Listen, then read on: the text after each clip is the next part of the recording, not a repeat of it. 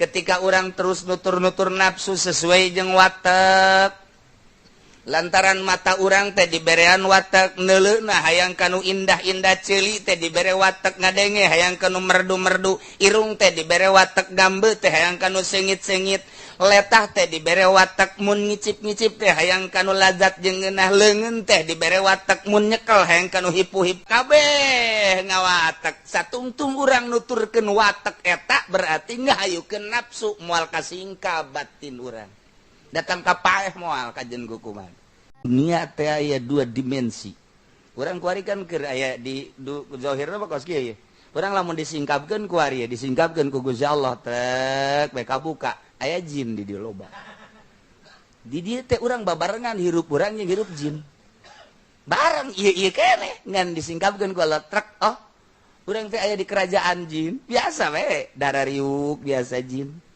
ditutup ge jieu urang kieu dibukakeun deui aya jin loba ambal aya nu geus kubaca na jin eta mah jin mah anu bangsa make baju koneng teh eta jin geus kitu teh janggotan eta jin kumisan nu telok di sisiran kumisna eta tutup deui oh dunia urang deui tuh kan geus kitu teh da urang ku ari urang kan dibuka ditutup hijab urang hate urang ketika hate urang dibukakeun trek bakal kabayang sesuai jeung pangkat manehanana aya anu diinkisapkeun ku Gusti Allah teh langit kahiji aya nu diinkisapkeun langit kadua aya nu diinkisapkeun katilu aya nu sidratil muntaha diinkisapkeun ku Gusti Allah ih atuh tah mah rahasia Allah tah mah nu kos kitu mah kumaha kaluhuran pangkatna. Jadi urang ditutup deui biasa deui. Ketika dibuka diinkisapkeun ka deuleu. Eta mah geus kos kitu bae urangna urang keneh. Tetapi ieu teh ku Allah aya disingkapkeun, aya ditutupkeun, aya disingkapkeun, aya ditutupkeun. Ku ari rada lalaunan we heulanan urang lalaunan tatadina teu nyaho rukun wudu ku ari jadi nyaho wudu urang kan jadi rapih. Sesuai jeung rukunna eta kakarak nyingkap syariat. Kamari mah aing wudu teu puguh teu karu horenganan horeng kos kieu nyingkap syariat kakarak ge. Mulai nyingkap syariat teh dina salat teu kamari ieu mah padu doang. Tarang di mana sujud katutupan elos. Jempol suku di mana sujud teu noker ge terus bae. Dan lain sebagainya begitu urang geus ngaji rukun salat rapih ku kasingkap syariat ngaranna. Kakarak disingkapkeun syariat doang urang geus tenang. Urang geus tenang, pede urang asup ka masjid. Asup ka masjid teh melangkah dengan pasti. Masyaallah. Dek nangtung belah mana bae ge dek dideuleukeun ku saha bae aing akur jeung syariat. Allahu akbar. Mantep. Dideuleukeun aing. Jariat geus aya di dada aing. Heuh, samaruna kumaha. Deleukeun ku si aing, sujud aing, ruku aing dan lain sebagainya. Tegep jasa Allahu akbar. Sami'allahu liman hamidah. Wah, mantap jasa ieu. Padahal di jero batin mah hayang kalem. Hayang kalem. Bagus kan salat aing? Udang-udang lagi gede kan? Wah, mantap jasa. Nyoba aing bagus kan? Aing sanajan teu ka Irak ge bajuna memake kan? Wah. Kan. Eta.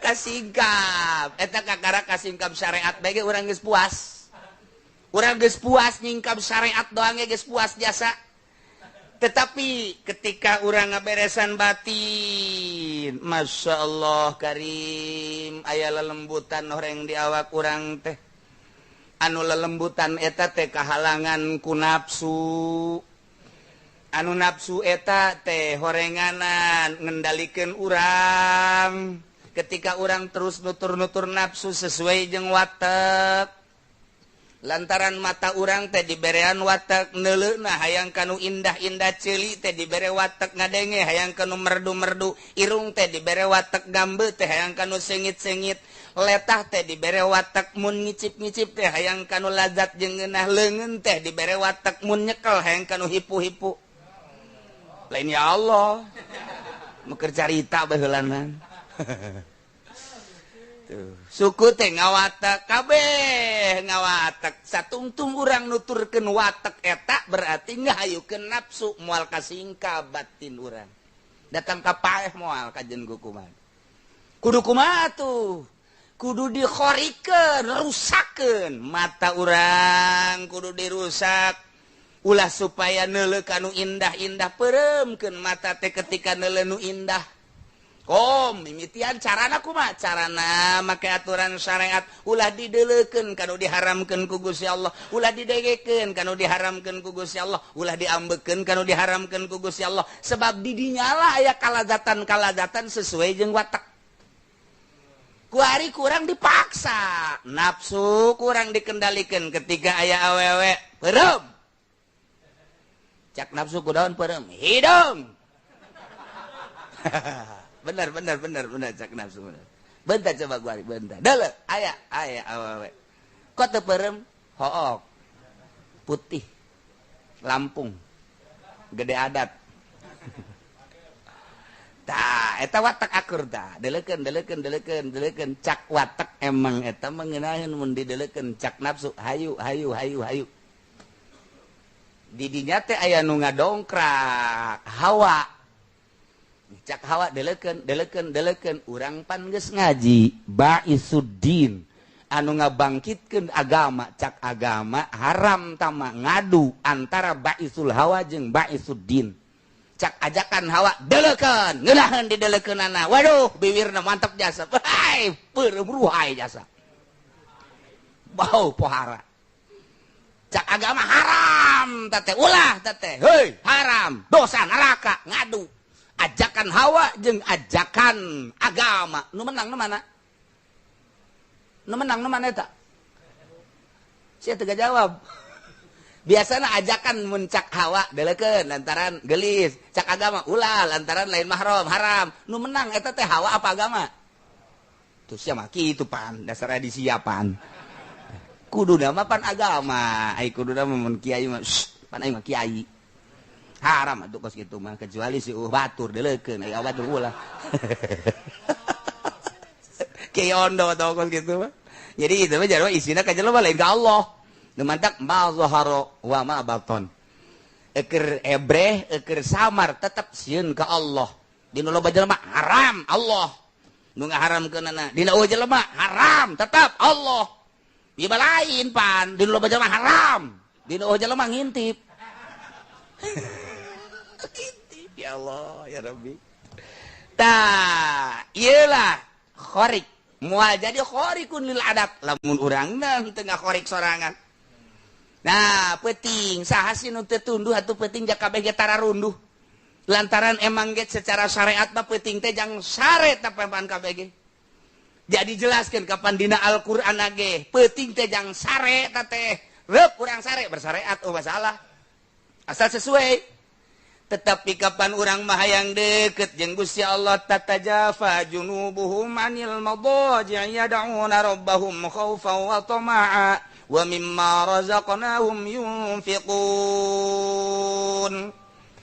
ku urang teh adi teu usap ieu teh anggal-anggal aing lain teh cinta jeung teresep ka sia ngahaja sia teh nang meuli jang aing kasur aing teh lain terindu kasia tapi rindu aing kasia mantak dibeli ge ieu teh jang sare simbut atuh sia teh beuh lain lalagaan ku aing ngahaja nang meuli tapi naon hartina lamun nuturkeun sia bae mah nafsu aing teh hayang kasia tapi aing leuwih cinta ka Gusti Allah jadi supaya toge aing bakal ngagoler di beuteung kuburan lamun aing ngagugulung sia bae pan aing rugi tatajafa junubuh merenggang awakna ngajauhan anggal jeung kasur hampura anggal anil madaji aduna rabbahum salat nyana ka Allah khaufan sieun cerik nyana tengah peuting wa tamaa boga harapan hayang rahmat Gusti Allah ditinggalkeun bae tempat sare teh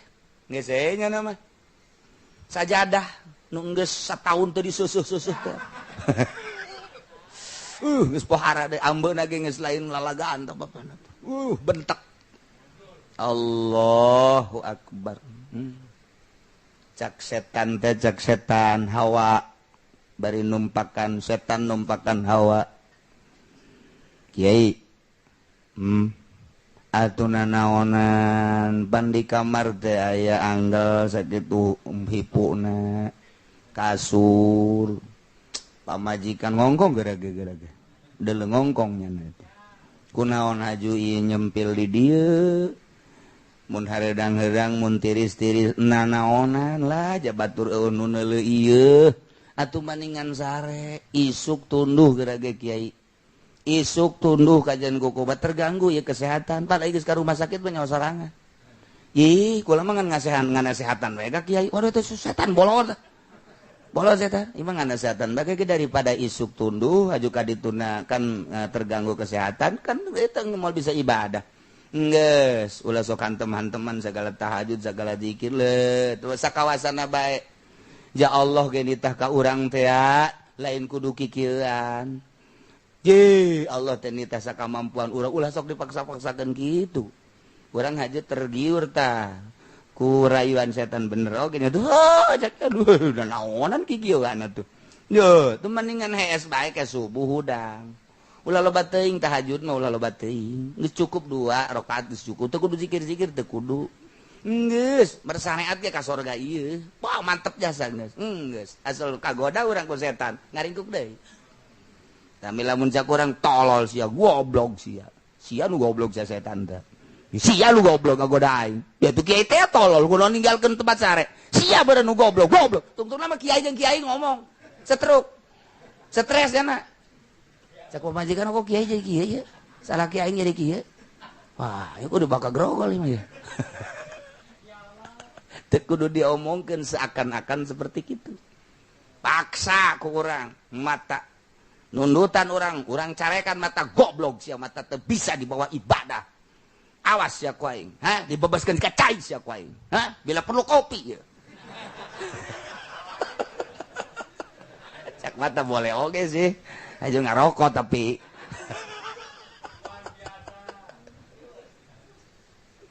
ibadah teh lamun teu dikitu-kitu moal bisa kumanehanana jadi wali kumanehna jadi solih menang merangan nafsu ulah di deuleunya na bisa jadi wali na bisa hiber ulah di deuleu jadi solihina perang jeung nafsu ulah tah coba ge kabehan ieu kos kararitu lamun teu kos kitu moal bisa moal bisa kabeh ge nya ngalentuk bae kieu bae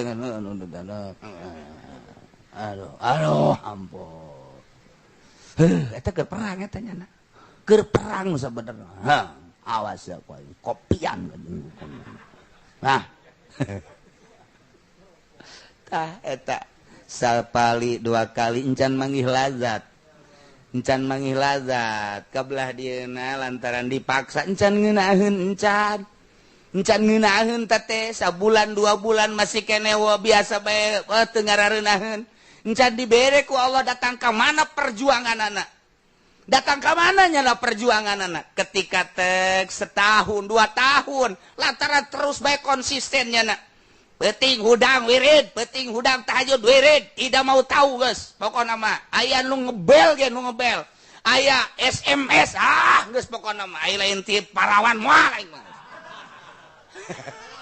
masih nyempilkeun kan bae teh moh tolol angel teh mah jadi wali teh mah ya penting guys pepegatan nya asal penting mah sape segala nonta aing mah geus ka Allah paksa awak dikaallahkeun paksa dikaallahkeun Allah kan selalu mere innallaha la yughayyiru ma bi anfusihim hatta yughayyiru ma innallaha la yughayyiru ma bi qaumin hatta yughayyiru bi anfusihim moal ngarobah kecuali nya anu garobah mantak cek Abdul Qadir man goyyaro guyro saja loba nu ngarobah dirobah ku Allah kurang dirobah pikiran urang di kunaon-kunaon sia awak kunaon resep ka motor goblok tolol sia kunaon resep ka mobil ka Allah atuh boloon sia tolol sia kunaon atuh ieu resep ka janda herang goblok tolol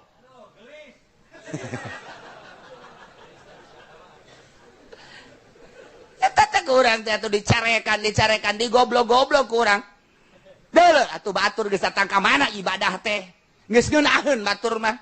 geus ku Kangjeng Nabi geus dijelaskeun ketika salat nikmat jasa kagusa ketika zikir ngeunah jasa Aisyah deuk iraha tu qurratu aini fi salat ieu salat bae teu ngeunaheun gangguanana dunia Aisyah kunaon cinta dunia goblok sia awak teu penting teh urang ngerekan awak sorangan sabulan 2 bulan 1 tahun nah kulantaran urang teh diperhatikeun ku Gusti Allah beneran urang berjuangna urang teh perang mujahadah dibere ke ku Allah saeutik ner ai kongeunang aing makhluk diciptakeun anyar Allah teh khaliq nu maha qadim cicing di mana bae Allah nyahoeun bari nyahona qadim aing mah anyar leumpang ka mana bae Allah nyaho peuting beurang Allah nyaho aing hees aing diuk Allah nyaho dih izin amat aing lamun teu baraka Allah mun Allah neuleukeun aing keur di TV izin amat Allah neuleukeun aing keur dinaik lebe izin amat Allah neuleukeun aing keur ngobrol teu karuan izin amat sedengkeun Allah mah teu eureun-eureun kapan terus bae neuleukeunana nu maha qadim mah sia awak lamun dideuleukeun ku Allah perdetik keur lain keur ka Allah meureun sia teh kana neraka sia awak dibere ngeunahna ilmu Allah kakarak dibere ilmu seetik baku Gusti rasa bahwa Allah nyahoeun geus nikmat jasa bakalna ngeunaheun hese nyaritakeunana lantaran dideuleukeun ku nu maha kawasa dideuleukeun ku nu maha jembar dideuleukeun maha gopur maha rohman maha rohim maha goni maha sagala-gala ieu dunia teh ciptaan manehanana ciptaan anjeunna urang keur diperhatikeun lah aing mah makhluk nu dhaif nu hina nu leutik nu pendek umur nu sakedeung haja diperhatikeun ku Gusti Allah rasa nyahona Allah teh terus-terusan bakal nikmat jasa aduh ngeunaheun amat kuari mah kelantaran geus asa dikajahokeun ku Allah salat teh beda nu kamari mah usolli sunnatat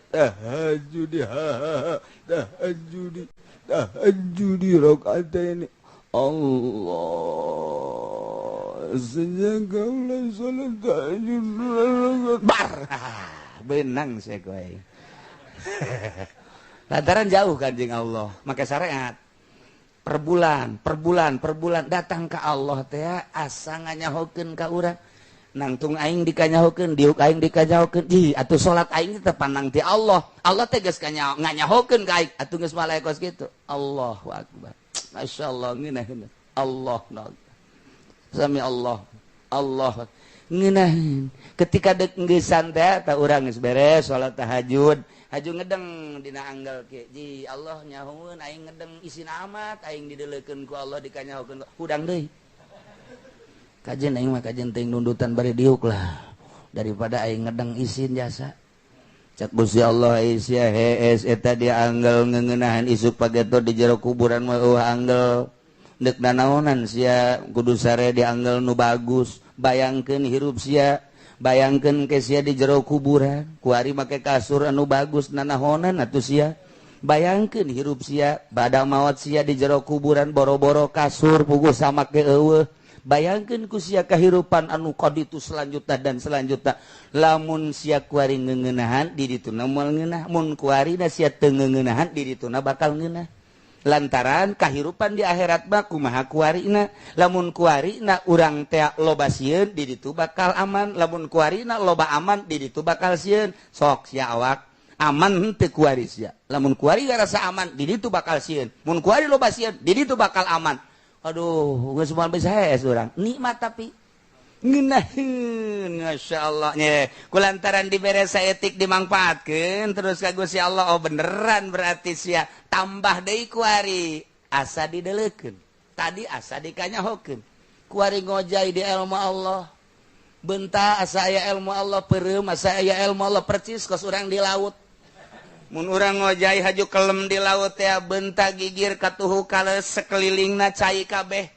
ieu ge sarua urang seakan-akan ngojai dina ilmu Allah kaluhur kahandap ilmu Allah bae jadi dikanyahokeun ku Allah ditambah deui ku ningalina Allah dikanyahokeun deui ditambah deui ku arina ayeuna ku basir Allah ilmu Allah dan lain-lain ku kadenge ngadengena Allah geus asa jeung Allah bae ieu teh ya asli na Kangjeng Nabi nu kos kitu teh Kangjeng Nabi nu mantak Kangjeng Nabi bae mufrad alam seakan-akan ngan hiji dirina teh ya nyatu jeung Gusti Allah Kangjeng Nabi teh nu kos kitu mah nu mantak ieu tah bahasana khafadta anjeun ngahandapkeun Muhammad kula makomin kana seluruh makom eueuh makom nu bisa ngaluhuran ka anjeun saha bae ge boro-boro nu ngaran manusia cacak-cacak malaikat rajana malaikat ge Jibril teh geus tinggaleun ku anjeun khafadta ya Muhammad bil idopati disumanedehkeun ka anjeun mah numahi anjeun teh lantaran nu dita karena anjeun mah diceluk digerokeun biropi kalawan luhur langsung ku Gusti Allah. Jadi ente mah Muhammad mislal mufradil alam percis mufrad alam jadi ngahiji jeung Gusti Allah. Urang mun bahasa ngahiji jeung nu bodoh teu meunang. Kulantaran ieu mah keur nyaritakeun ilmu kawalian ngahiji teh ya pan hese ngahiji mah. Ngahiji rasa adapun urang jeung Gusti Allah moal bisa lantaran urang mah makhluk Allah mah khaliq. Urang mah anyar Allah mah qadim. Manya makhluk jeung khaliq bisa ngahiji. Tapi kulantaran pikiran terlalu cinta terhadap Sarwiti sehingga seakan-akan menyatu dengan Sarwiti kabeh kadaleuna Sarwiti bae aya naon bae Sarwiti aya naon bae Sarwiti teu dahar teu nginum inget bae ka Sarwiti teu make calana ngagayot inget ka Sarwiti nyana Sarwiti bae eta ngaranna mabok Sarwiti disebut Majnun Sarwiti disebut Majnun Laila ku hari Majnun Allah khariqun lil adat geus cenah seuri sorangan we seuri bae sorangan senyum bae sorangan besing ke urang manggih nu seuri sorangan senyum sorangan gagrogol lain deui perasaannya na keur jeung Gusti Allah mufrad alam nah ieulah urang mun tayang eueuh deui iwatika mufrad alam yakni Gusti Allah subhanahu wa ta'ala ulah kasasaha ka Allah baik asal boga keyakinan diatur keyakinan urang teh urang kuari kakara keyakinan ka syariat urang makom syariat lamun urang geus pindah makomna di makom toriko geus melalui yakin toriko urang geus datang ka hakikat engke ge keyakinan urang keyakinan hakikat moal bisa keyakinan hakikat dihijikeun jeung keyakinan syariat moal bisa. Jadi berarti beda makom. Nu mantak antepkeun bae. Moal ngahiji moal nyana di makom itu apeng-apengan. Nu mantak ketika aya khariqun lil adat seseorang ulah dituturkeun lamun bertentangan jeung syariat sebab urang mah makom syariat. Mantak eta aya jelema anu heranan ka Habib Lutfi. Kieu Saroni heranan ka Habib Lutfi heran cakeun ieu. Habib Lutfi tilok salat. Tilok salat Habib Lutfi mah.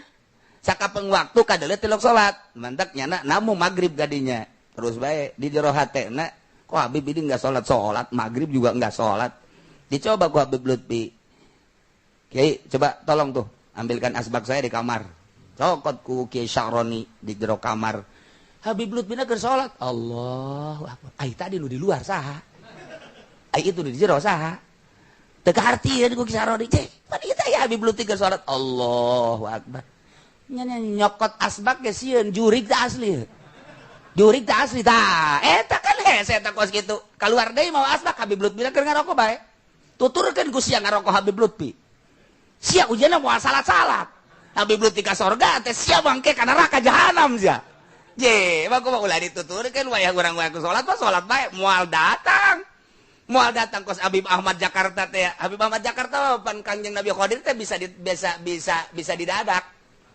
bisa dipanggil bisa didadak jangan mah ya Nabi Allah Qadir alaihissalam ta'al hina wai Kangjeng Nabi Qadir kadir sakedeung aya perlu haju bae tangkal buah nu dihareupeun nya wer kos aya angin gitu teh bret datang Kangjeng Nabi Qadir teh biasa sasalaman bebeja dan ya sudah cukup kaluhur deui ente ge coba ge kitu kan coba ke ente di imah wahai Qadir saya ada perlu wer tangkal buah ente kayak gitu bakalna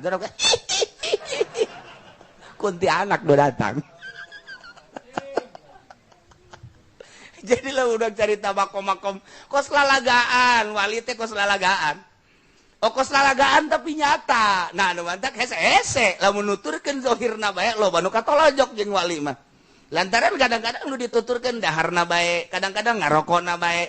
Horenganan eta nu zahir nu eta anu hiji deuna di mana? Moal kaharti ku eta. Atuh kos kitu amat, emang kos kitulah kahirupan para wali-wali Allah Subhanahu wa taala. Urang kuari bisa zaraka Maulana Hasanuddin henteu amprok bae jeung Maulana Hasanuddin ketika amprok jeung Maulana Hasanuddin wallahu alam. Boro-boro dibere Maulana Hasanuddin kakarak dibere Gus Dur bae urang teu kaharti. Dibere Gus Dur bae geus teu kaharti, lalagaan luar biasa pan.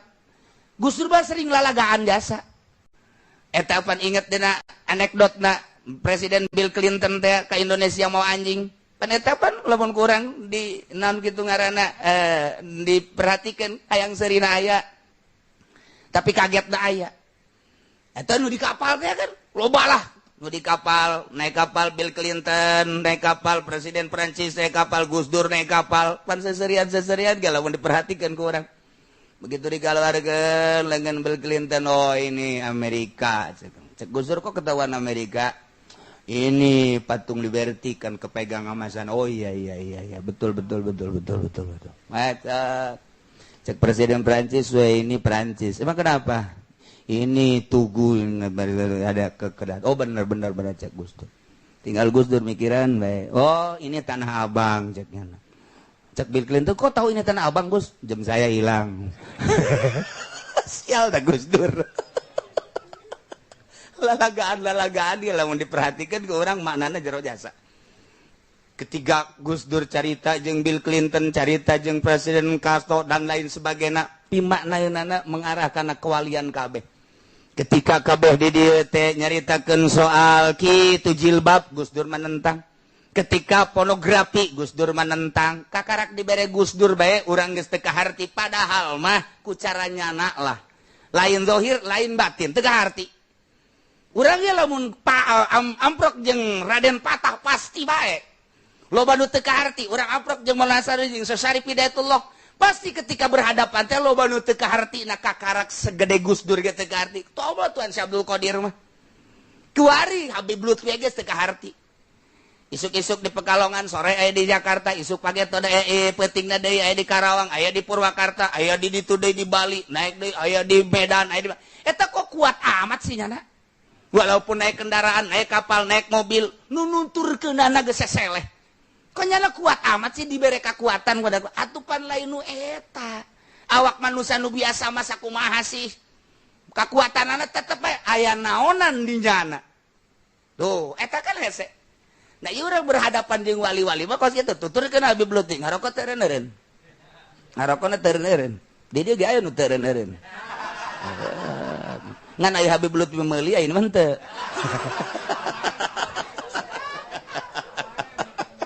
Aduh, Masya Allah. Yo kan? Itu besek kaharti emang kumaha gitu.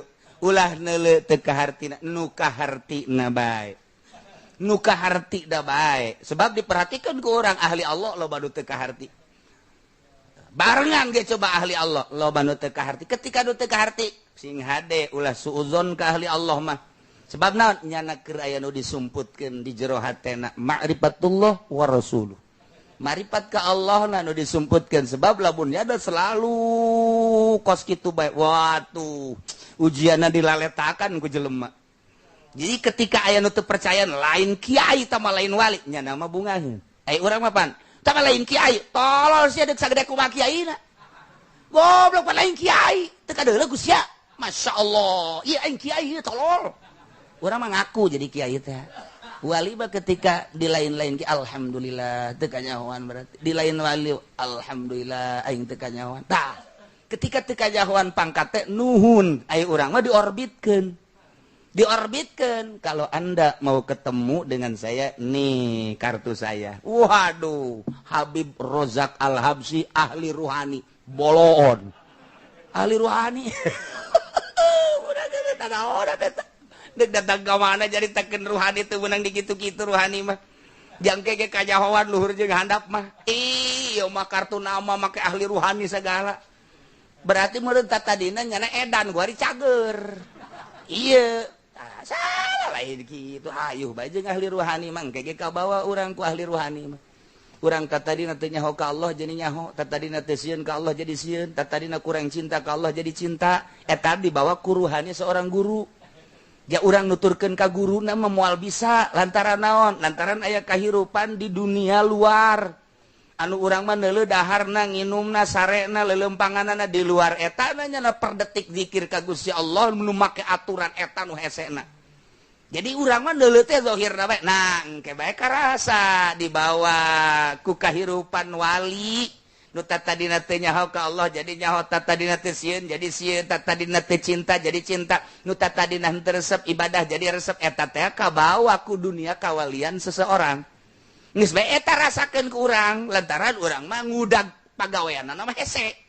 Nah, ieu lah disebut mufrad alam jang pamuntayangan ka Gusti Allah nu sakumaha kamari urang nganyahokeun heula sifatna nganyahokeun heula asmana kanyahoan sifat jeung asma bakal timbul afalna di mana geus kanyahoan asma sifat jeung afal bakal timbul zat lantaran moal kaluar sifat tina zat hese diomongkeunana ngan pasti kaharti nu mantak disebut ge ilmu rasa rasa kadeuleu rasa kadenge rasa dideuleu rasa didenge rasa dikanyahokeun lamun geus timbul dibere rasa kos kitu geus moal salempang tah geus hirup kumaha geus nikmat nu aya ibadah teh ngeunaheun jasa mun ngadenge nu maca Quran lain nu dihartikeun makhrajna nu kadenge makhrajna suara lain tetapi dibalik eta aya kaindahan nu hese dicaritakeunana nu ngeunaheunana sabulu-bulu eta mah geus hese caritaanana nah disingkapkeun lah mun geus datang ka dinya ku Gusti Allah saeutik ketika neuleuh jelema kadang disingkapkeun trek oh anu ketika neuleuh masjid disingkapkeun trek oh henteu selalu ngan kadang-kadang ku Allah disingkapkeun inkisab ngaranna ieulah hasil mujahadah mun tayang ka Gusti Allah diberelah ku Allah kok dibere kos kitu seh lamun Kangjeng Rasul dibere kakuatan mukjizat lamun wali dibere kakuatan karomah naon supaya mantap keyakinanna ka Gusti Allah mun ulama dibere maunah supaya naon istiqomah ibadah ka Gusti Allah geus jada boga rasa ngeunah lamun geus boga rasa ngeunah per detik setiap saat selalu inget ka Gusti Allah lantaran ngeunaheun geus we neuleuh dunia teh sesemperan hanya variasi-variasi nu teu berarti bagi diri da hiji we Allah etalah nomor kahiji geus pangkat Kangjeng Nabi nu mantak dijuluki mufrad alam lantaran seluruh makom dinisbatkeun ka Kangjeng Nabi handap kabeh ge sebab Kangjeng Nabi mah diceluk ku Gusti Allah Rabb Kangjeng Nabi na Rabb anu manggilna Mahrab Masya Allah nu mantak moal aya tanding Kangjeng Nabi urang ngadeukeutan Kangjeng Nabi bakal deket jeung Allah fattabi'uni yuhibbukumullah Qul in kuntum tuhibbunallaha fattabi'uni yuhibbukumullah cintakeun ka kaula Allah bakal cinta ka maneh ai hayang cinta ka Allah maca shalawat tirok bolon da kumaha cintaeunana Allah kunaon sia haju ka aing maca ka Allah tuh Rasul aing pan sia nyaho salat ti Rasul aing pan sia nyaho haji ti Rasul aing atuh ka Rasul aing bae sia mun tayang maksudna wasilahan lobakeun maca shalawat kul bejakeun in kuntum tuhibbunallah mun anjeun cinta ka Allah fattabi'uni yuhibbukumullah tuturkeun kaula engke ge bakal dipake ka cinta cintakeun ka Kangjeng Nabi lobakeun maca shalawat Allah bakal cinta nah iyalah makhluk-makhluk Allah hamba Allah anu hatena geus lapang hiji bae Allah atuh kun fayakun Allah dibikeun artina dibikeun teh deuk ka mana maneh gae dalan luhur jalan handap jalan sapatala cek Gusti Allah Masya Allah gitulah alam aulia Allah nu geus bisa jaba ka alam malakut maka eueuh deui wiridanana atuh di bulan Rajab hayang supaya kos Kangjeng Nabi bisa hiber maca sholawat sampai sapeting 4444 tuh sia mah hiber hayang dibere 4444 geus teu ditiheula we goblok hayang nama meureun baca shalawat 3 haju hiber mana aya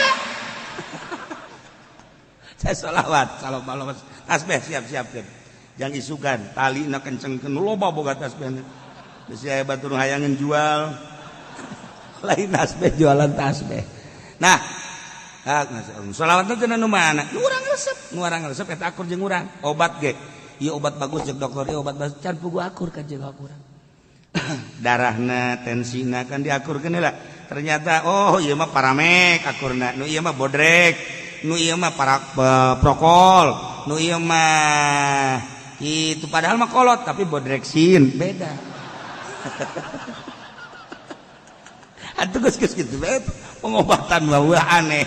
Ieu sih mah make bodreksin cager wallahu alam. Aing mah asal bodreksin cager. Berarti jiwana kanak-kanak ke budak. Nah, baca sholawat saloba-lobana. Sok, ngeunang bae urang saminggu dicoba. Cek kiai sapoe sapenting 4.424 aing laksanakeun undang saminggu coba orang kikituan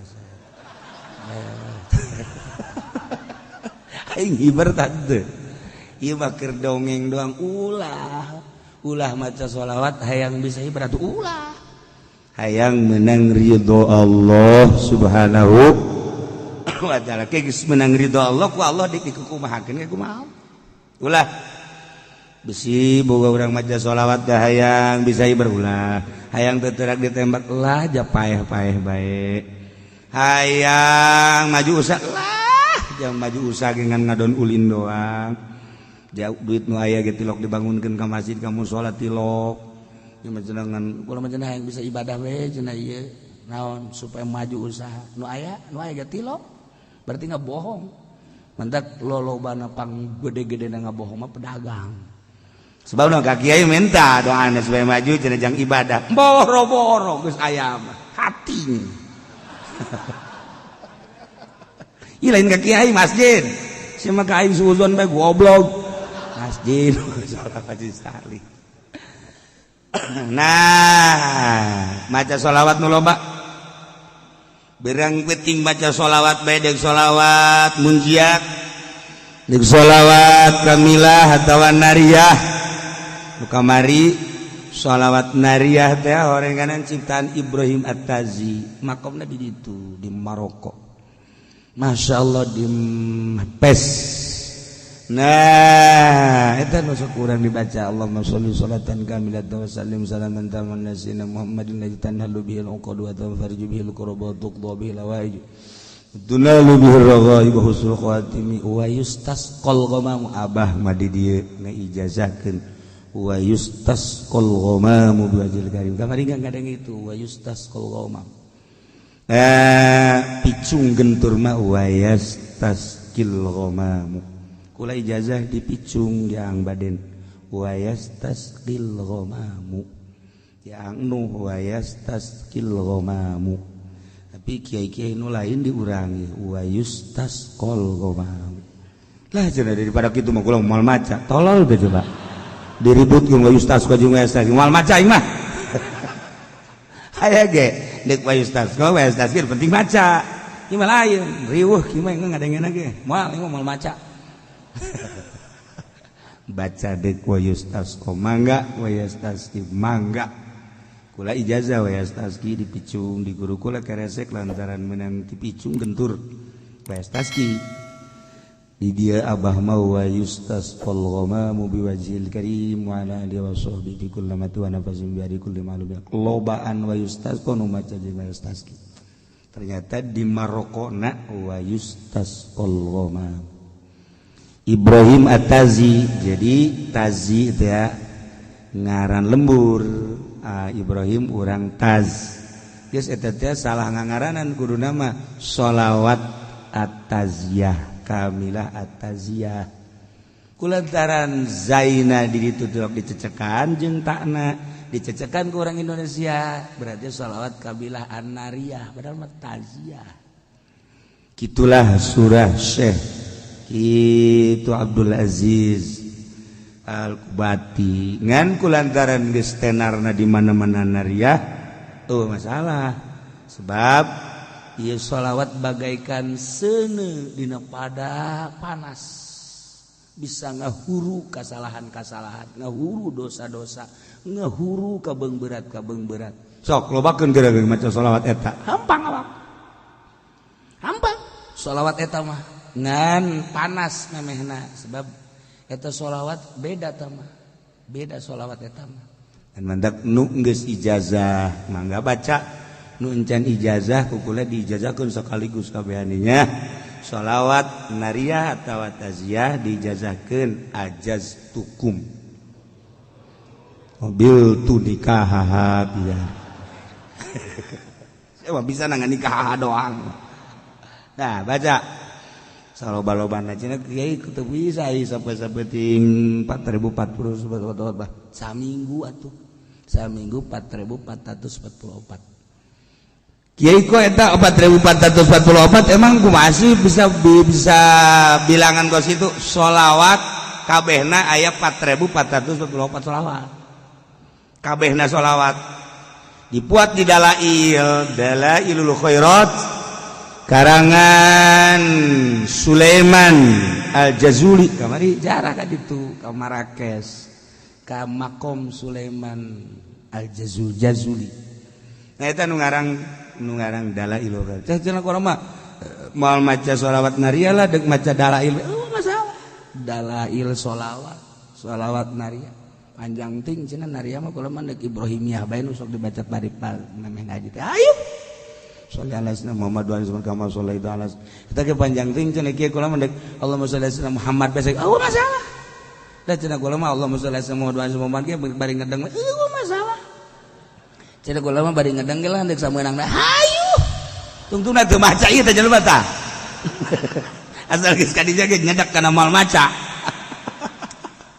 lain ngawungkulkeun dibagus-bagus edahan direndah-rendah ieu teh mutiara eueuh hiji mutiara anu ditembrak-tembrak di sisi jalan sanajan loba tukang cincin hating lain mutiara di etalase moal aya mutiara mah dikeundeuna ge di wadah ke lamun anu nanyakeun ge dilebeungeut misalnya Haji Pendi di Jakarta nanyakeun mutiara beungeut kieu mah potongan mali keluarga beungeut kieu mah alah paling hebat ya beungeut kos kieu mah ieu mah Sulaiman Kurdi bere oh mau nanya apa Pak Haji nanya mutiara enggak ada juga Sulaiman Kurdi yang mana torojol teh bener si Sulaiman dibikeun tah nyana ge lebeungeut ongkos urang di Mekah ieu mah bangsa beungeut 10 real 20 real mal dibere tapi lamun tagog bebeungeut teh bangunna bener nya dibere nih 2.000 real 3.000 real lebeungeut urang neangan kokan asli di Mekah di Madinah jeung Haji Pendi tek ceuli datang ka manggih we nyana neuleumpangna leumpang nu sugih kan lain kitu ai beda leumpang nu sugih mah tenang gak ada ieu mah rusuh saku masih caplin tegep nu sugih mah leumpangna ti log urusan kos kitu dijauhkeun deui wah ieu sugih ka beda lirikna beda leumpangna tenang tilok teter-terkan kos kitu nanyakeun kok anu asik moal aya tapi lamun teu jeung nyana aya eta ka modelanana ta kos kitu nah ieu mutiara ge sarua urang lamun sholawat teu nganggap mutiara macana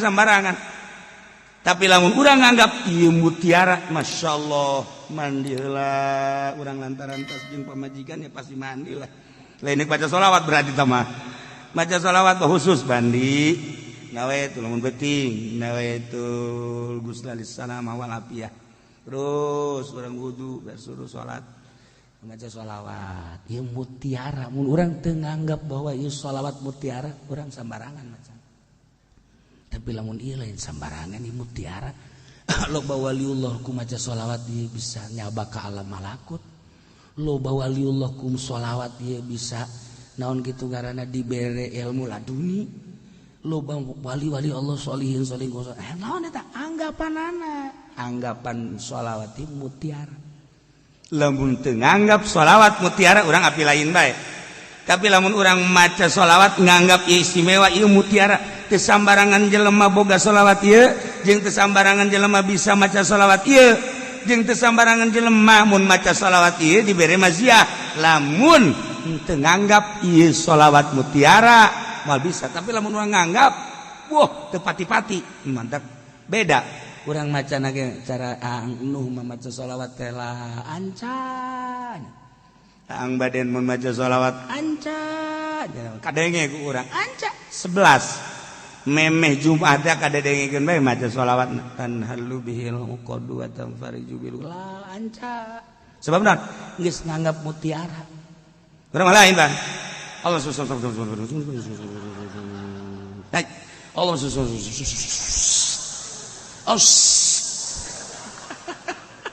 Aisyah baca naon sholawat kan gitu amat Allah udah ngomong teu anggap jana teu anggap naona sebab teu anggap ngalamun nganggap mutiara mah kan masyaallah alhamdulillah bisa 11 ya luar biasa Allah ningalikeun memperhatikeun jeung ngadengikeun ka sholawat dimumule ku urang geus tamat 4444 waduh aing ge dibere kuat ku Gusti Allah ngaluarkeun duit kade ceng-ceng sia yatim kan nah ya dibere tah 1 juta yo sia yatim piatu ya 1 juta sia abi mah rangda ye abi mah rangda ngorak nah 5 juta sia mah ye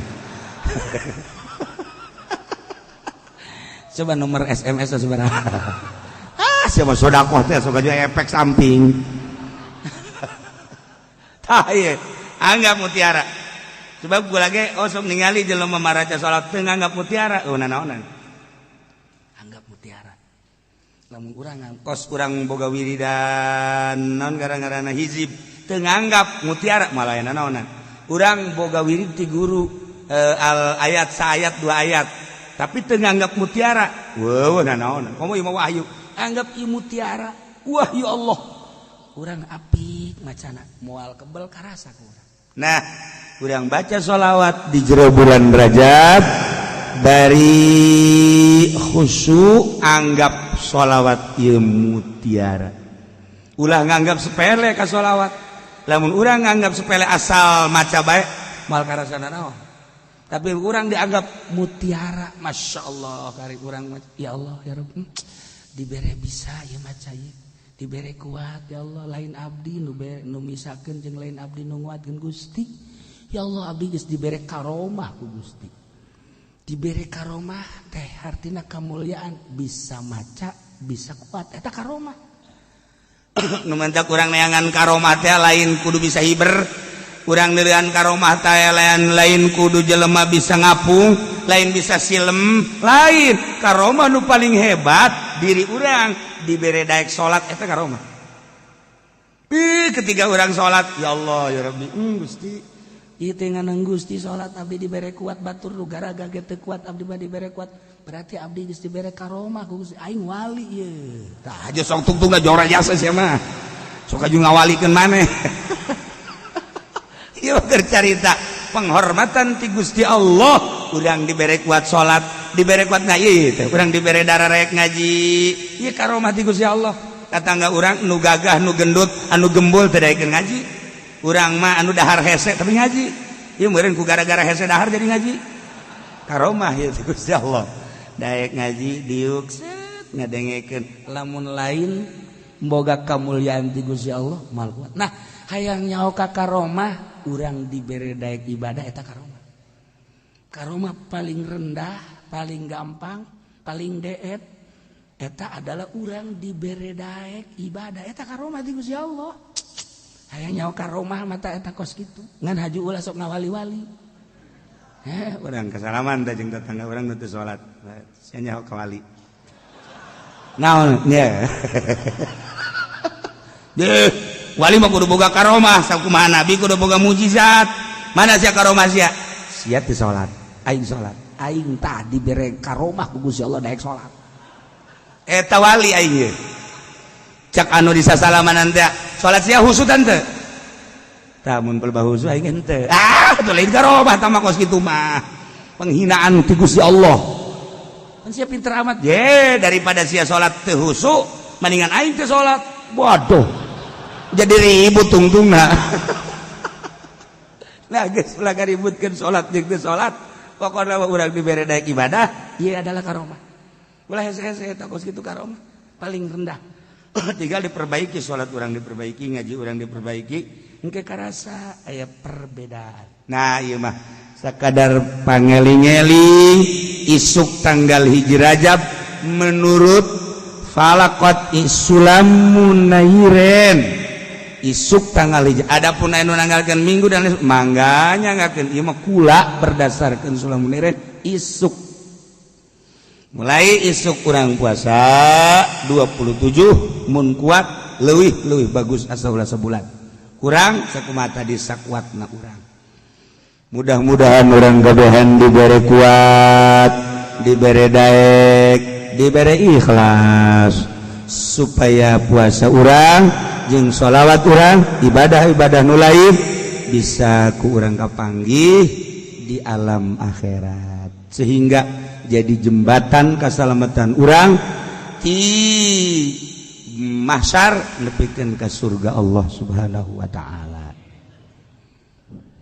Adapun tadi Kiai Aliuddin Muriangna parah, guru kula ngamimitian ngaji alfiah tahun 80 pasaran sekali. Beja ka abad ngaji pasaran ka mana? Tadinya ka Pasir Gadung ka Kiai Ali. Geus teh naon tadinya. Mimiti ngaji alfiah. Kaharti jasa ngeunaheun surahna. Jeung emang pinter. Mimitian ngaji alfiah tahun 80 awal Ramadan. Nah, tidinya langsung ke Garut 80 akhir menginjak 80 hiji. Jadi ngamimitian ngaji alfiah di almarhum Kiai Aliuddin. Hebat alfiahna, alfiah disanja. Maot kamari mudah-mudahan dihampura sakabeh dosana. Dilegakeun tur dicangkeun kuburanana, dijadikeun sinar ibadah jeung ilmuna sehingga aya dina ridho Allah Subhanahu wa taala menikmati kesenangan kubur. Kanjeng Nabi man ahya awala lailatin min Rajab ahyallahu qalbahu idza matatil qulub sahajelema nu ngahirup-hirup awal bulan Rajab maka ku Gusti Allah bakal dihirupkeun hatena di saat batur pararae hate. Tadi hate teh aya nu hirup aya nu pae. Hirup hate caah pae hate poe. Dai hirup mah hate teh ka adi bager bae, ka lanceuk bager, ka uwa, ka mamang eta ngaranna can hate. Neuleuh anu ceuri ku urang digerokeun ka dieu. Ya kunaon ceuri? Ulah yang jajan. Ieu. Aya tong budak leutik ieu cukup ku 1000 2000. Aya deui nu kolotan ngalamun bae. Ya kunaon ngalamun bae? Hayang kawin. Dikawinkeun wae sia.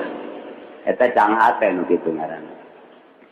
Lain kieu sia kurang teh ngalamun mah hayang kawin sia geus usaha teh encan cak usaha hayang kawin tolong sia mah goblok usaha heula tuh ulah ka hayang kawin pan eta datang ka imah nanya kieu aing lain dibere jalan kadanan bere anakna mah ngan dicarekan nya ngadoakeun teu bagus tek paeh ka Pak Haji. Wae hate mah aja doana gitu bagus bantu batur. Ya eta doa. Jadi cang hate mengenai dagang, modal leutik ai cang hate mah aing boga modal 100.000. Dagang naon ieu coba ieu? Dagang bari seuri nya nana. Geus cokot cai sumur, gulaan teu neun dihareup. Mareuli jelema. Tina 100.000 jadi 200.000. Isukna rada diuyahan setik. Dagang ditu gagedean eta cang hate ngaranna. Ai cepet hate mah boga duit 10 juta atau 100 juta aing dagang naon nya dagang endog cekna teh atuh besi tabrakan ajur kabeh asana rugi cenah cekna aing ye duh dagang piring gitu keneh kumaha nya si dagang-dagangna poe hate teh nu kitu karena ta dagang we hese dagang we hese tak bae dek kawin ge manehara rese ya poe hate ngaranna batur geus gawin deui aya aing encan padahal ieu teh lobaan awewe tapi eta aya lalaki nu puyang neangan dikang goblok we kata teh nu kitu ngaranna ai aki-aki kawin deui nyandung ai nyana encan deui eta teh lain masalah laku teh lakuna poek hate poek hate awewe ge kitu kene batur geus kawin deui nyana encan kene poek hatena coba lamun caang masalah lalaki hehe salah lalaki hehe tah seuri bae tah eta ngaranna caang hate menang 2 bulan teh bawa ka grobol tuh wah hehe bae mah tah saha jelema nu ngahirup-hirup awal bulan Rajab ku cara kumaha ngahirup-hirup teh ku cara tobat ka Gusti Allah lobakeun maca sholawat malam Senin teh eta atawa salat sunah mutlak salat hajat sare heula tuh salat tahajud maca Quran silakeun nu bagus mah ulah sare ta sapenting eta mah sapoe teh malam Senin mah ulah sare geus pokona mah setel TV nonton bola geus tarolo eta goblok inget ke pae aki-aki nonton bola tolol masya Allah ayana geus bau kuburan malah waktu itu nanaona dibebenjokeun ku juri ku setan urang teh maning maca Quran maca sholawat jang teu nyaho kitu ge masalahnya ona tambah rupek malah tuh mendingan ge malam Senin siap sajadah hamparkeun set urang langsung bebersih cekelan tasbih langsung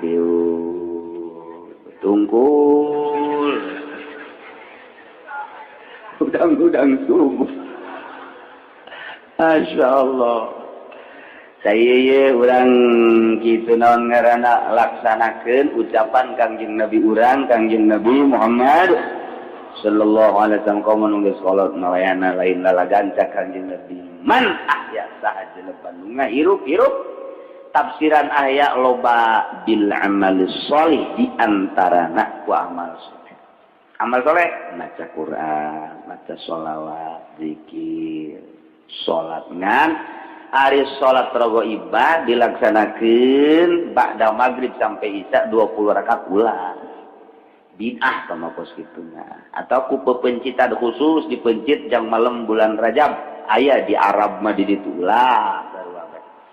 Kecuali awabin biasa teh mah masalah ngan ngahajakeun salat raghaib mah ulah bid'ah kos kitu mah mun aya di lembur urang digeunggeurkeun ulangan urang mah ulah milu kos kitu lantaran aya khusus lamun urang ngaguguru tasawuf guguru thariqah aya khusus salat malam nisfu Saban aya salat khususiyah malam hiji Rajab aya salat khusus ngan eta mah teu meunang dibejakeun ieu mah keur dongeng bae urang macan datang kadinya ulah milu ulah bae geus sebab urang mah kakarak ge ngalaksanakeun syariat ngatur kos kitu teh bid'ah tuh ulah gitu nya geus beurangna urang puasa pentingna urang hirup-hirup ku ibadah ka Gusti Allah Subhanahu wa ta'ala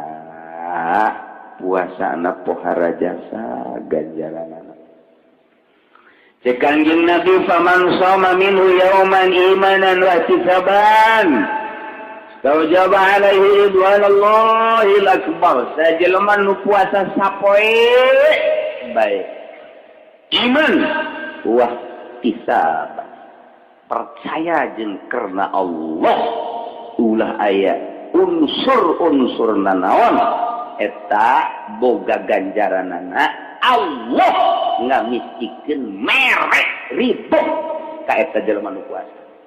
Jadi urang meunang karidoan pa ieu urang ngaji ge hayang menang ridho Allah.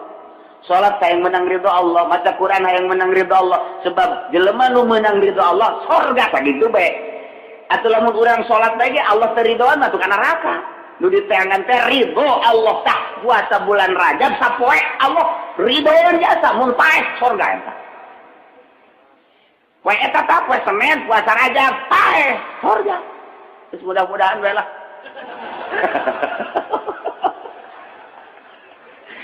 Ya cenah doakeun bae ku kiai. Ngadoakeun ge ridho. Nah, pada gedena ganjaranana sehingga urang mesti menang ridho Allah Subhanahu wa taala. Lamun puasa 2 poe wa man shoma yaumaini, jelema puasa 2 poe dina bulan Rajab. Salasa berarti Senin jeung Salasa la yasiful wasifuna min ahli samai wal ardi ma lahu indallah minal karam. Boga karomah jeung kamulyaan sehingga ahli langit jeung ahli bumi hese nyebutkeun anak mulia-muliana. Geus teu bisa dicaritakeun we jelema nu puasa bulan Rajab 2 poe, malaikat-malaikat geus hese nyipatanana, nyaritakeun anak, nyebutkeun anak mulia-muliana sehingga geus teu bisa nyebutkeun ku kumaha. Bau mun datang ka teu puasa keneh mah tolol eta mah. Itu geus dicaritakeun dipropagandakeun ku Kanjeng Nabi seperti eta, urang masih keneh ngarokok keneh wae poe Salasa tolol tah mah geus. Tolol we pokona mah geus. Geus lamun kapanggih ieu nya ku bapak-bapak ya Ki Haji nu sok ngaji ka dieu poe Salasa ngarokok, sebut haji tolol tah mah. Berak nyanan anu nyebutkeun teu puasa deui. Sia ge tolol deui, atuh urang mah perkumpulan tolol bae geus. Tolol jeung tolol. Ini propagandakeun ku Kanjeng Nabi urang awe kabita. Nu mantap beli kitukeun ku Kanjeng Nabi lantaran nyahoeun di tahun 2010 mah jelema tak baroloon. Mun teu dibejakeun ku situ embung puasa. Geus dibejakeun ge henteu. Eta propaganda abeh urang kabita tah rada tak nyai-nyayan jijak nya tuh pan kitu. Kitu DP-na cuma 300.000 jam murahnya. Kreditor yang enak. Urang katarik paneta lantaran asa kahontal. Ieu ge luar biasa ieu. Jadi naon kitu ngaranna ganjaranana. 3 wa man shoma 3 ayyam sajelema nu puasa 3 poe ufiya min kulli bala'i dunya wa 'adzabil akhirah wal junun wal jizam wal baras wa min fitnatid dajjal. Harajas. Sajelema nu puasa Rajab 3 poe bakalna ilengitkeun balai dunia siksa akhirat moal diberi penyakit edan, moal diberi penyakit lepra, moal diberi penyakit lampang, moal diberi kakenaan ku fitnah dajjal. Berarti botol gede jasa ganjarana aman urang mun puasa 3 poe dina bulan Rajab. Senin, Salasa, Rebo. Ngenen karasa jero. Aya bae. Masya Allah. 3, 4, 5, 6. Pohara jasa ganjaranana. 7. Kanjeng Nabi wa man shoma 7 ayyamin sajelema puasa 7 poe. Senin, Salasa, Rebo, Kemis, Jumat, Sabtu, Minggu. 7 poe datang ka Minggu. Ieu kulikot alaihi 7 abwabi jahannam. Lawang jahannam anu 7 dikunci jeung eta mah teu bisa asup. Kurang hayang diasup tidak bisa. Misalnya nu puasa bulan Rajab 7 poe keukeuh hayang asup ka lawang neraka, cek malaikat tidak ada jalan bagimu. Wah, untuk masuk neraka. Jadi saja tahu ini dikunci atau digembok, masya Allah luar biasa. Des menteka bisa keneh bae ku puasa Rajab, masya Allah. Sama geus pamustungan tuh. Pamustungan. Paman shoma 8 ayyamin saja lamun puasa 8 poe, futihat lahu 8 abwabil jannah. Pintu surga nu 8 dibuka lebar-lebar. Eta geus dikian we ku widadari. Haji pandi ka dieu. Haji ka dieu. Haji Ujang, Haji Ujang. Ayo ka dieu. Ieu cak widadari geus dibukakeun jang anjeun. Lantaran maneh baheula teu puasa 8 poe kan. Oh, hayi pintu surga neuk lewat mana? Lewat mana? Ieu gerbang Citra, ieu gerbang PSD, ieu gerbang Puri. Silakan dek nu mana maneh. Tah urang geus boga kartuna. Asal asup tah dibikeun. Geus kartu Rajab asal dibikeun teh ka malaikat Ridwan. Kartu apa itu? Ini kartu Rajab jadi mah ya, masuk. Geus sehat-sehat deui, Ya Allah ya Rabbi, berarti ieu urang puasa 8 poe ternyata meuli kartu jang asup ka sorga. Bebas. Jadi aya kartu bebas ge di ditu di sorga teh aya kartu bebas. Jadi lu ku ieu meunang asup ka mana bae. Masya Allah, 8 poe doang puasa cuma 8 poe urang asup sorga bebas. Masih kena teu hayang kene mah goblok. Ya Allah ya Rabbi, geus kurang kumaha Kanjeng Nabi eta mere jalan ka sorga. Wa man shoma 10 ayyamin sahajal manu puasa 10 poe bulan Rajab lam yas'al minallahi syai'an illa atahu iyyahu. Lamun puasa 10 poe mun minta moal diengkekeun ge bare langsung ku Allah. Urang puasa 10 poe bulan Rajab, ya Allah ya Rabbi, majukeun ieu warung abdi asana moal kebel deui ge tah haju menang duit teh kajual warung.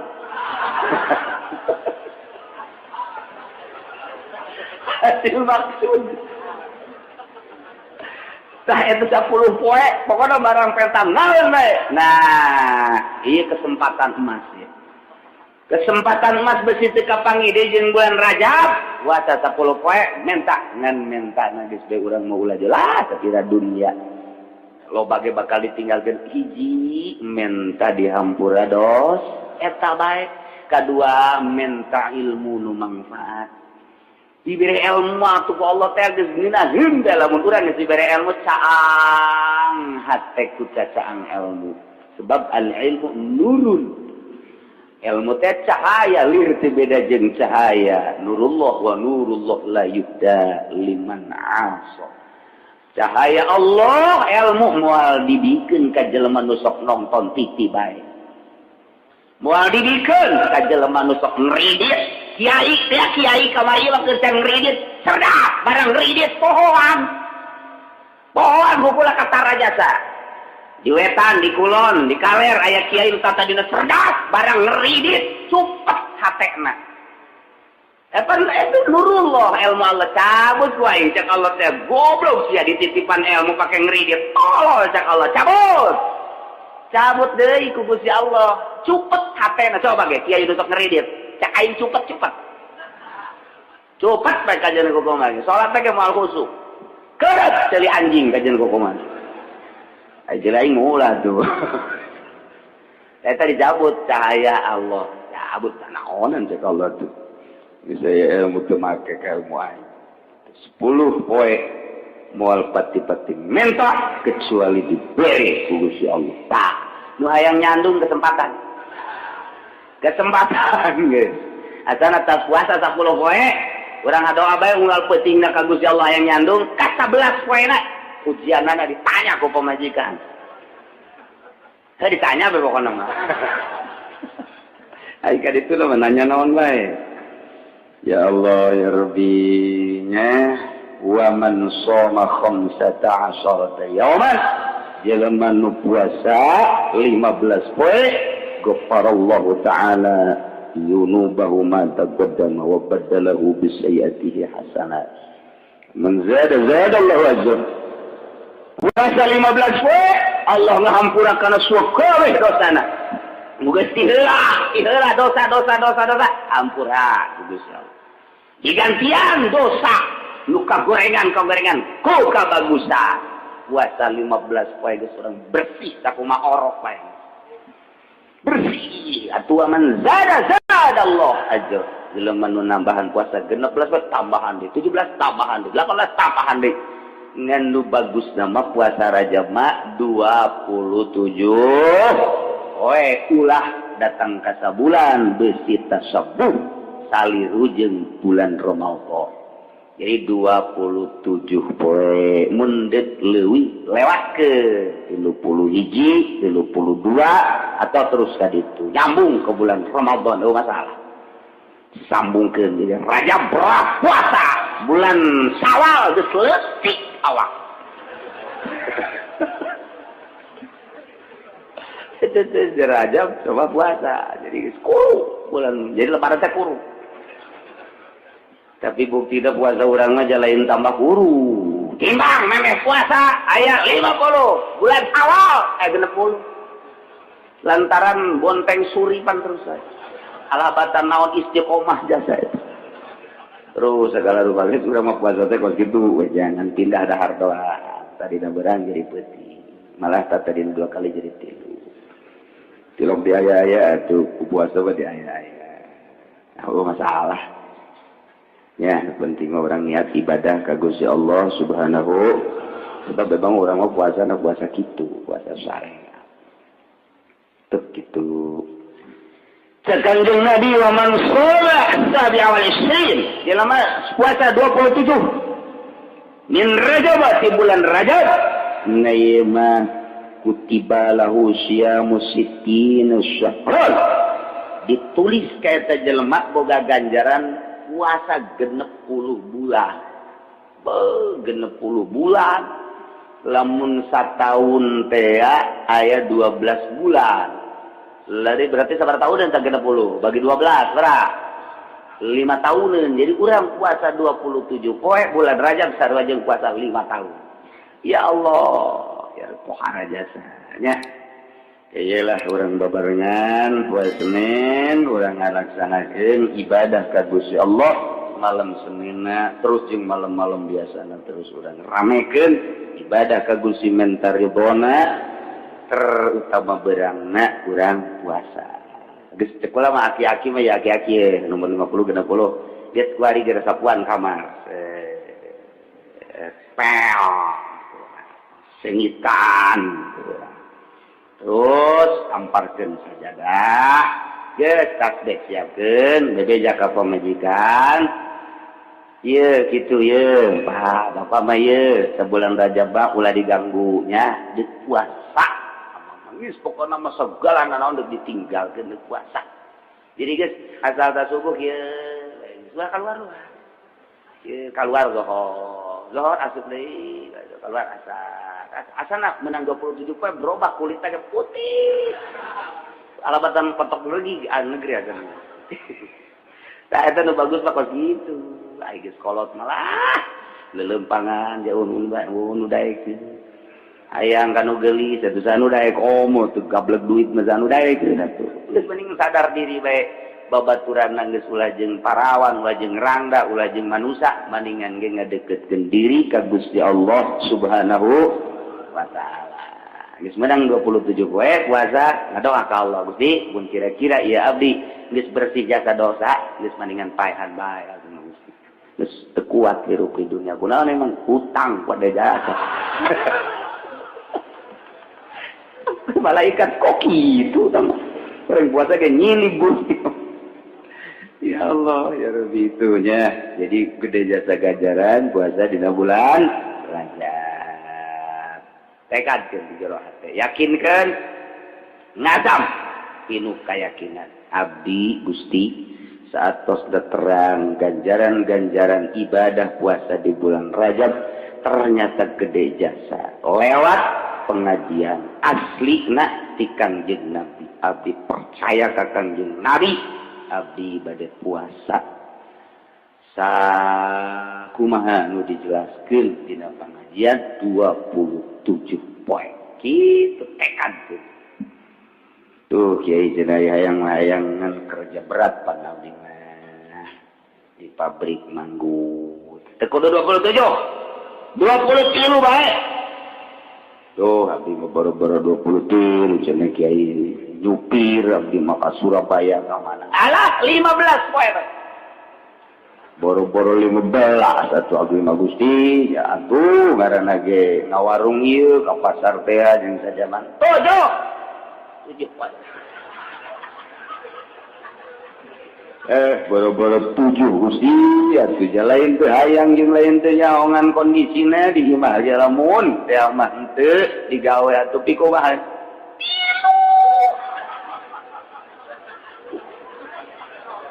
Nawar keneh tilu ge, boro-boro Gusti, lain teh hayang jeung lain teh kuat ngan ieu kumaha situasi.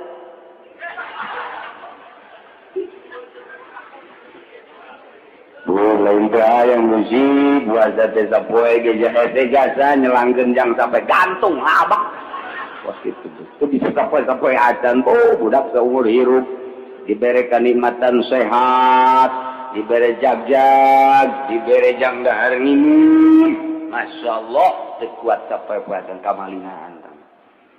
Kamalinan geus azamkeun di jerat 27.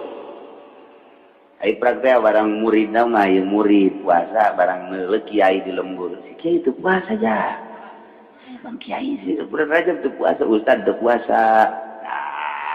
Ulah nuturkeun ustad. Kamu ustad kredit ka jeung kumaha ka situ mah.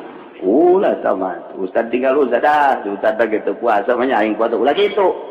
Aing mah lain ustad puasa, ustad ge teu puasa berarti hebatan aing ka jeung kumaha. Nang ulah haju ngahina ka ustad tidak puasa ulah gitu di situ jangan cek bae urang-urang nyana-nyana insyaallah diceritakeun ti kisauban lana gola cikisauban kuna ma'an nabi alaihi salatu wassalam kaula babarengan jeung Kangjeng Nabi Muhammad sallallahu dongeng sahabat mababarengan teh jeung Kangjeng dongeng tabiin mababarengan teh jeung sahabat hararanetkeun dongeng atba tabiin mababarengan teh jeung tabiin anu bakal terus babarengan eta teh di dunia tepi ka akhirat di zaman Syekh Abdul Qadir mameureun babarengan teh jeung Syekh Abdul Qadir di Imam Syafi'i bala khulafaur rasyidin kitu kan kamari di zaman gitu Syekh Maulana Hasanuddin babarengan jeung Syekh Maulana Hasanuddin kitu banyak terus eta teh babaturan gitu bakal terus datang ka akhirat tah kudu urang teh babaturan teh jeung camat jeung lurah jeung bupati oh masalah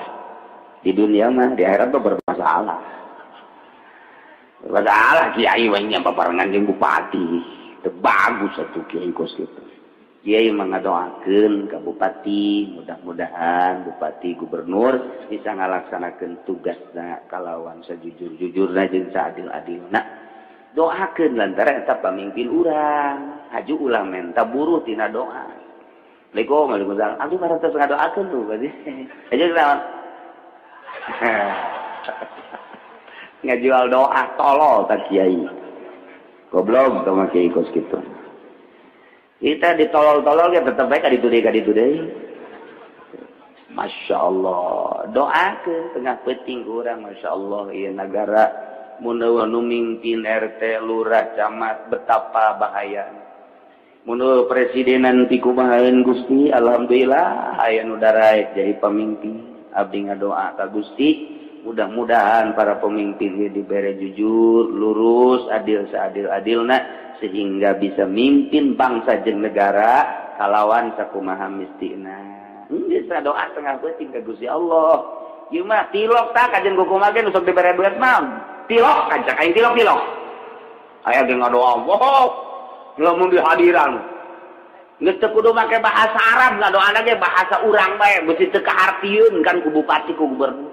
Mudah-mudahan, amin. Mudah-mudahan, amin.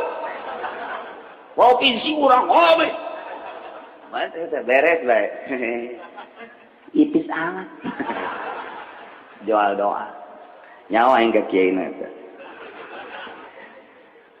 Mana ya dongeng.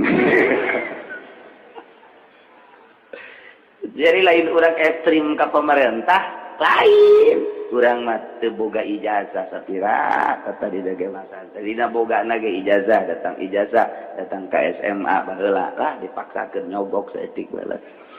Geus teu bener teu kudu babarengan jeung nyana jeung nyana dewe. Ngan lain haju urang ekstrim tetep doakeun. Tuh Allah Maha Uning. Mantar ka kula mah pejabat balager bae. Ngan teu mada duit. Balagi sebab gua ada sok doakeun nyambung. Itu dah pejabat anu teu bager ka kula aja bager kan. Bener sebab kula ngadoa nyambung jeung doa-doana. Ngan lamun diundang ka ditu embung. Embung bisi dibere duit. Sakitu dong faktorna anu mantap embung diondang ka pendopo beusi dibere duit. Tah duit eta teh ngahalangan ngeunah-eunahna salat. Sakitu doang kula pernah dibere aju salat teu husu. Emang tata deui teh husu ieu.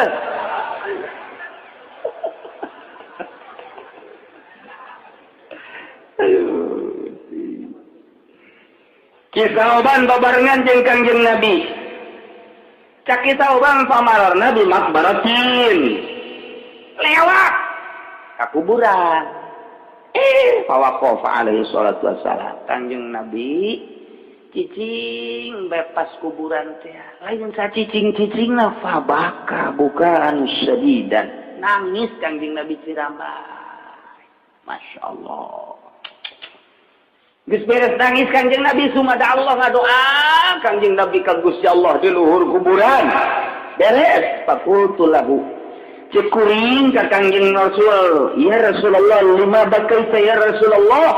Kunaon nangis Kangjeng Rasul? Abdi mah teu hayang ceurik teu naon. Kok Gusti mah ceurik? Faqala saur Kangjeng ya soban haula'i yu'azzabuna fi kuburihim.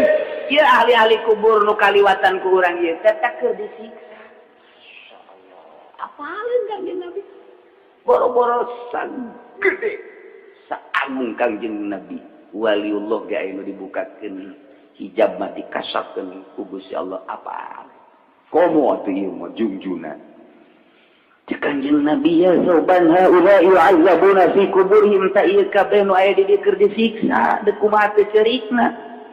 Numansa kuring terus wada'u lahum ngadoakeun ka Gusti Allah jang ieu ahli kubur supaya diringankeun. Akhirna faqaffallahu anhum al-azab. Alhamdulillah ku doa kuring diringankeun siksana kan mantap kuring terus eureun ceurikna lantaran alhamdulillah doa diijabah ku Allah reda siksaan. Suma qala alaihi salatu wassalam saur Kangjeng ya Sauban ya law sama haula'i yawman min Rajab wa man nama minhu lailatan ma uzibu fi qulubihim fi kuburihim. Lamun bae ieu jelema nu aya di kuburan-kuburan ieu puasa di bulan Rajab sapoe bae wa man nama minhu lailatan teu sare sapeuting bae di jero bulan Rajab nu mana bae tamata teu sare ibadah ka Allah ma uzibu fi kuburihim moal disariksa ieu jelema. Petakan pohara Rajab petakan jeung mun puasa sapoe bae bulan Rajab peutingna sapoe bae teu sare ieu moal datang ka disiksa popoharaan kieu ya Allah. Faqultu cek sim kuring ya Rasulullah asaumu yaumin wa qiyamu lailatin minhum yaumul azabal qabri. Ai kitu puasa sapoe jeung teu sare sapeuting eta bisa ngahalangan siksa kubur. Saur Kangjeng ya Sauban wallazi ba'atsani bil haqqi nabiyyan demi zat nu geus putus ka kaula jadi nabi. Ma min muslimin wa muslimatin yasumu yawman wa yaqumu lailatan min Rajab yuridu bihi wajhallah illa kataballahu lahu ibadatan sanati shoma naharha wa qama layaliha.